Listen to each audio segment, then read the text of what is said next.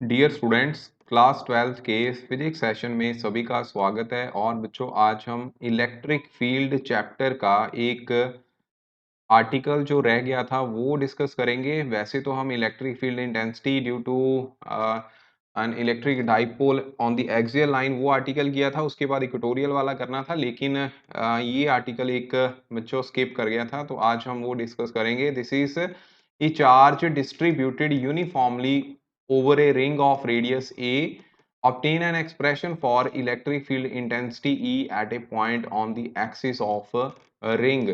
And आपको यहाँ पे ये भी शो करना है कि show that the point at the large distance from the ring it behave like a point charge. Okay, तो इसको प्रूव करने के लिए बच्चों हम यहाँ पे एक एलिमेंट्री सर्कुलर लूप लेंगे। ठीक है, हमारे पास यहाँ पे एक सर्कुलर लूप है। ओके, और ये सर्कुलर लूप की जो थिकनेस है वो बच्चों हम नेग्लिजिबल कंसीडर करेंगे, और इस सर्कुलर लूप का मान लीजिए जो रेडियस है दैट इज स्मॉल ए। वैसे तो ये फिगर आपकी स्क्रीन के ऊपर फ्लैश हो रही है, लेकिन ये हम दोबारा बना लेंगे ताकि आप लोगों को आइडिया हो जाए कि करना क्या है हमने। सपोज कीजिए इस रिंग के ऊपर यूनिफॉर्मली यहाँ पे पॉजिटिव चार्ज ऐसे डिस्ट्रीब्यूटेड है, ठीक है, over the surface of this ring. ठीक है, लाइक दिस। ठीक है, अब आपने इसका O जो है सेंटर मान लेना है, और मान लो ये वाला पॉइंट जो है A है, इट मींस ओ ए की वैल्यू जो कि रेडियस के इक्वल आएगी उसको हम स्मॉल a कंसिडर कर लेंगे। ठीक है, जहाँ इसको आप ऐसा करो C पॉइंट ले लो, ठीक है, ताकि हम एक एलिमेंट्री पोर्शन भी यहाँ पे कंसिडर करेंगे तो उसको हम AB मान लेंगे। फाइन।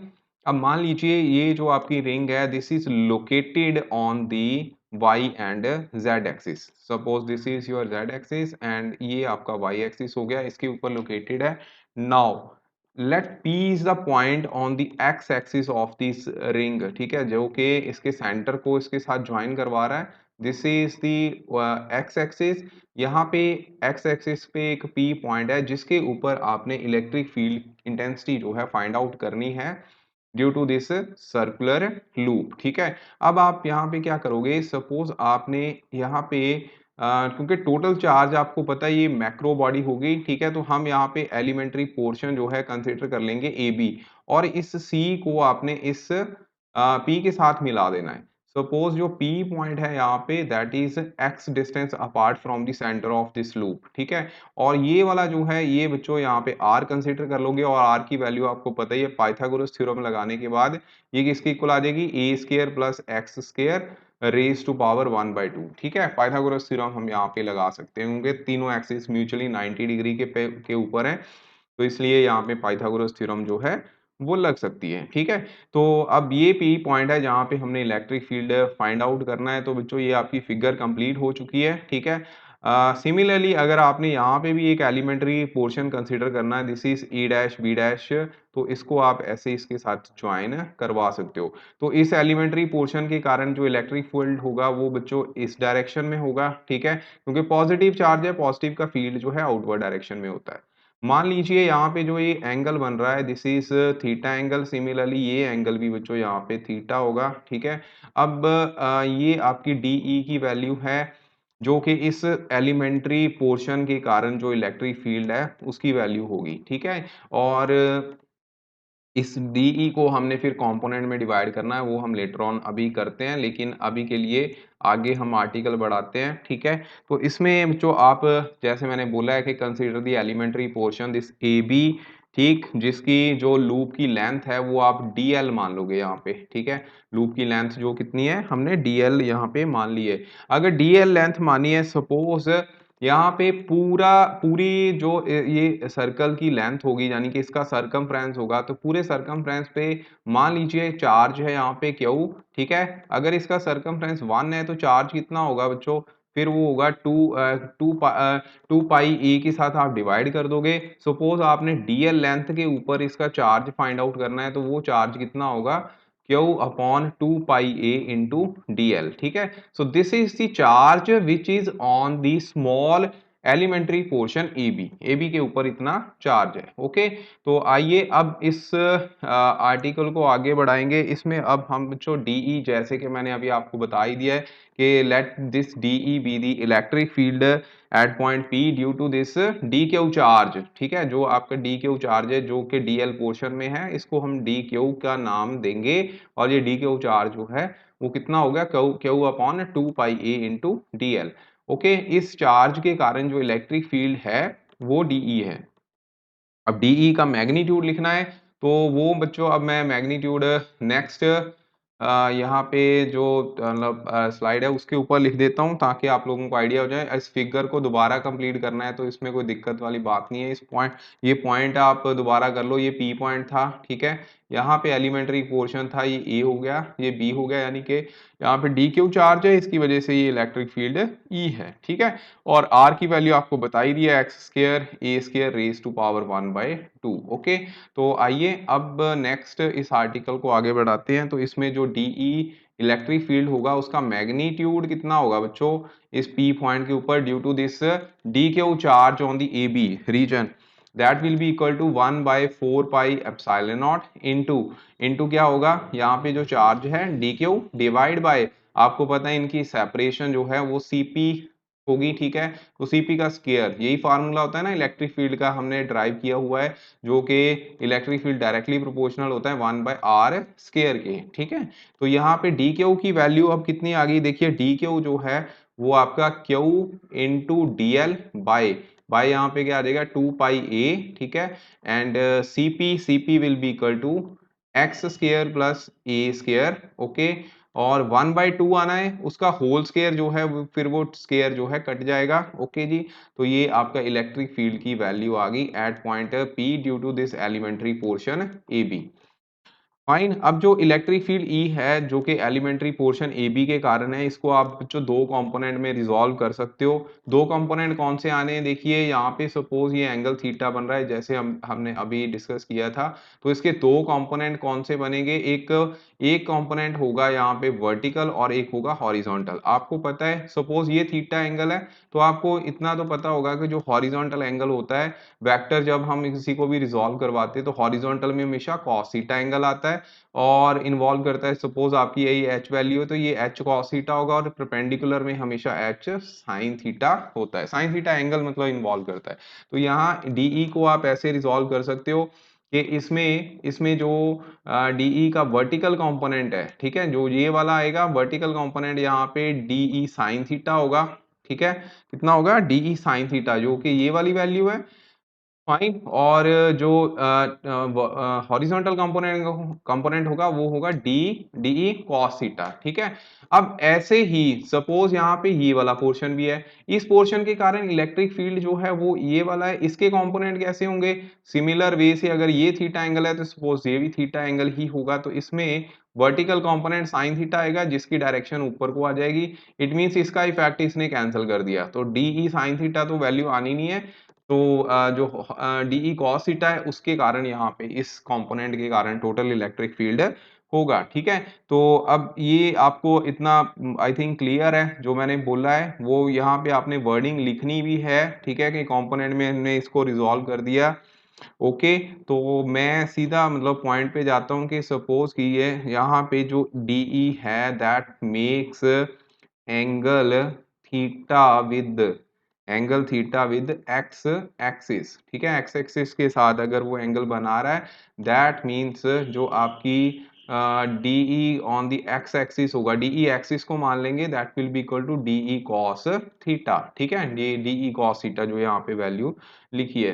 तो इस ट्रायंगल में अब cos थीटा की वैल्यू बच्चों कितनी आएगी, देखिए जो cos थीटा है, cos थीटा की वैल्यू ऑब्वियस है, यहाँ पे जो अलग निकालनी है तो अलग भी निकालो, cos theta will be equal to नहीं आएगी। cos थीटा एक्चुअल में क्या होता है, बेस अपॉन हाइपो, तो बेस इसमें क्या है, बेस है बच्चों ओपी, और हाइपो कितना हो गया, वो हो गया सीपी। ठीक है, तो ओपी की वैल्यू कितनी आ गई एक्स, और सीपी की वैल्यू जो हमने आर की इक्वल लिखी है, तो r will be equal to किसके इक्वल होगा, x square plus a square raise to power 1/2। ये आप लोगों ने वैल्यूज यहाँ पे पुट कर देनी है, तो मैं x की वैल्यू पहले पुट कर देता हूँ, उसके बाद हम dE की वैल्यू जो है वो पुट करेंगे। ओके, तो dE की वैल्यू जो यहाँ पे क्या आ गई, dE will be equal to dE कितना होगा, ऊपर से हमने ये वैल्यू पुट कर देनी है 1/4 pi epsilon naught into Q into DL into x divide by 2 pi A into x square plus a square.